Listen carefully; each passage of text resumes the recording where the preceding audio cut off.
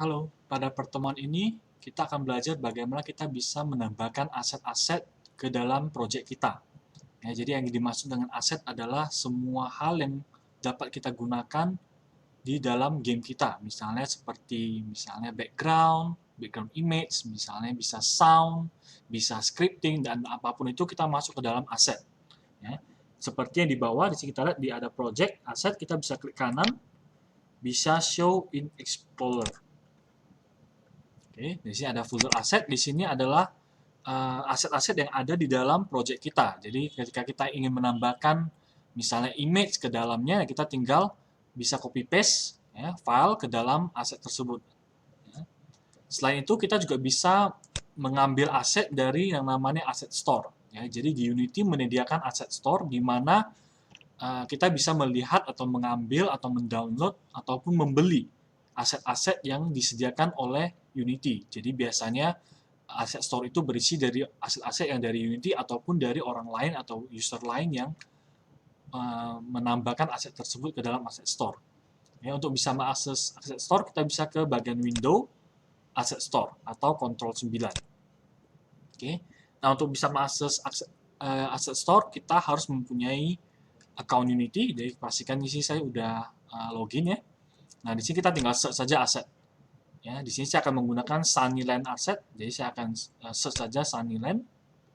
Ya, nanti akan keluar di sini. Ya, di sini akan terlihat beberapa aset-aset yang ada. Ya, di bagian kanan di sini juga ada kategorinya. Ya, mulai dari pricingnya, jenisnya, ataupun rating dan platformnya. Ya, di sini misal salah satu contoh asetnya saya akan klik. Ya, nanti dia akan masuk ke detail dari aset tersebut. Gitu. Ini berisi gambar-gambar di aset tersebut. Ini ada harganya free. Di sini ada biasanya kita akan ada buy dulu gitu ya, karena ini udah pernah saya beli, maka kita tinggal import saja. Ya, saya akan klik import di sini. Ya, di sini bentuknya akan jadi package ya. Isi sebutannya adalah import package. Ya, jadi package ini nanti berisi file-file apa saja akan kita import di sini. Kita bisa pilih none untuk kita pilih salah satu atau kita pilih all untuk kita import semuanya. Ya, kalau udah kita tinggal pilih klik importnya. Oke, ini akan menunggu, kita akan tunggu sebentar untuk import dari aset tersebut. Ya. Nah, ketika selesai, maka dapat terlihat di bagian aset kita akan ditambahkan satu buah folder yang namanya Sunnyland. Ya, dan kalau misalnya saya balik ke Explorer tadi, ya, maka sama, di sini akan ada satu folder Sunnyland di mana isinya ini akan sama persis dengan yang terlihat di Unity.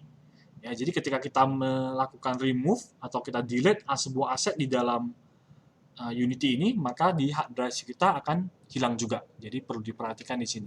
Jadi kalau misalnya sudah tidak diperlukan, kita bisa klik kanan, bisa close tab. Oke.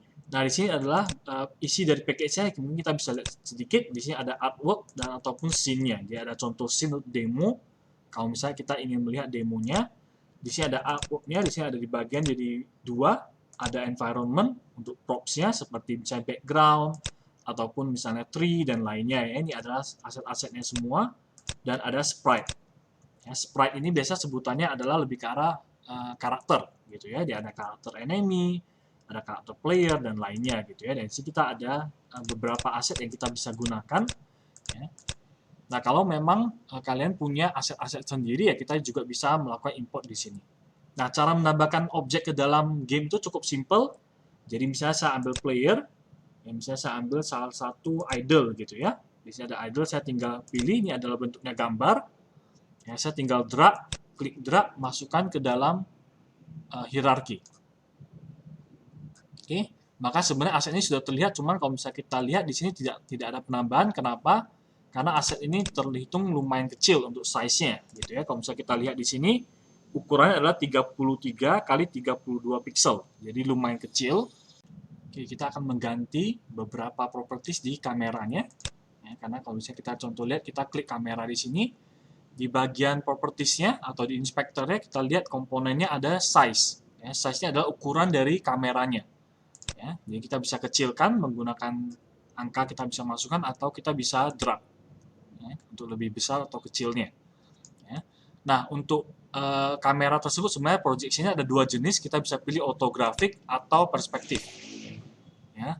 Jadi biasanya perspektif ini digunakan ketika untuk gamesnya 3D, jadi kita bisa lihat antara objek tersebut jauh dan dekat itu berpengaruh. Jadi semakin dekat dengan kamera itu semakin besar, semakin jauh maka dia semakin kecil. Nah, karena ini adalah project 2D, maka kita bisa menggunakan ortografik di mana jarak tidak berpengaruh terhadap besar atau kecilnya sebuah objek. Ya, jadi saya bisa kecilin, jadi misalnya contohnya 1. Ya, di sini ada kamera previewnya, sebenarnya kita bisa lihat sebenarnya karakternya sudah ada. Ya, di sini di bagian sini saya bisa scroll, ya, scroll in, kita bisa lihat sebenarnya sudah terlihat ya. Oke. Ini saya bisa klik tengah, ya, mouse klik tengah untuk bisa pan langsung, ya, untuk bisa gerakan. Kalau misalnya kita lihat ada gambar kamera yang mengganggu, kita bisa hilangkan dia di bagian gizmos, ya, di bagian atas di sini ada gizmos.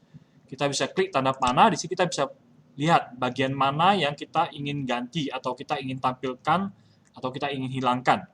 Ya, di sini kita kamera kita bisa hilangkan. Ya, maka otomatis dia tidak akan terlihat, ya, ataupun yang lain seperti sound ataupun light dan lainnya. Oke, jadi di sini kita bisa hilangkan.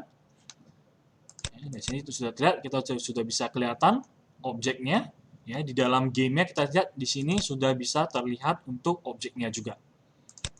Nah, di sini saya lebih memilih mengecilkan kamera dibandingkan dengan saya scale untuk si objeknya.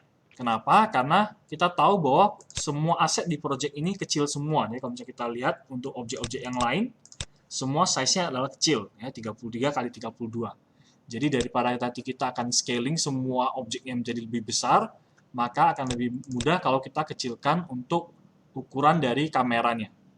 Ya. Di sini kalau saya lihat, di sini kita lihat bahwa ada satu buah objek, di sini kita bisa rename, ya, bisa klik kanan rename atau kita bisa tekan F2, ya, saya bisa ganti rename menjadi player misalnya. Oke, nah di sini kita lihat di bagian inspector terdapat komponen yang berbeda, ya, di mana di main kamera komponennya adalah kamera, ya, di bagian player ini adalah sprite renderer, ya, jadi semua aset-aset yang ada itu kita biasanya di dalam Unity itu kita menggunakan namanya sprite renderer. Ya, di mana komponen pertamanya di sini adalah sprite renderer, ada propertiesnya sprite. Ya, ini adalah asetnya. Kalau misalnya kita klik nanti dia akan otomatis terlihat aset apa atau gambar apa yang digunakan. Kedua ada color, di sini kita bisa ganti warnanya. Ini bisa jadi merah dan lainnya. Oke. Yang ketiga kita bisa menggunakan flip, ya, kalau bisa kita mau mengganti flip X atau Y gitu ya untuk kita putar kiri atau kanan.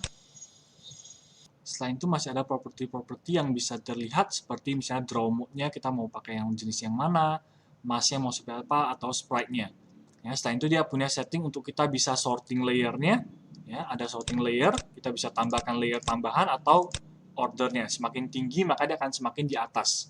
Ya, untuk detail dari setiap komponen ini kita bisa lihat sebenarnya ada manualnya. Ya, di sebelah kanan dari komponen tersebut ada tombol buku.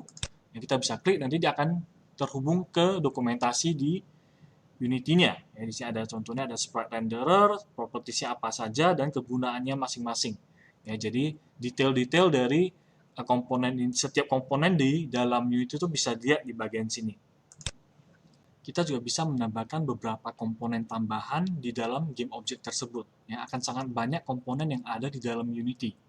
Ya, pada tutorial selanjutnya kita akan membahas beberapa komponen-komponen yang sering digunakan pada saat proses pembuatan Unity.